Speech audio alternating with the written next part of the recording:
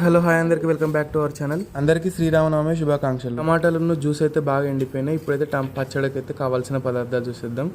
ఇదైతే మెంతులు, జీలకర్ర, ఆవాలు అయితే ఫస్ట్ ప్యాన్లో మంచిగా ఎర్రగా వేయించుకొని మిక్సీ అయితే పట్టేసుకోవాలి.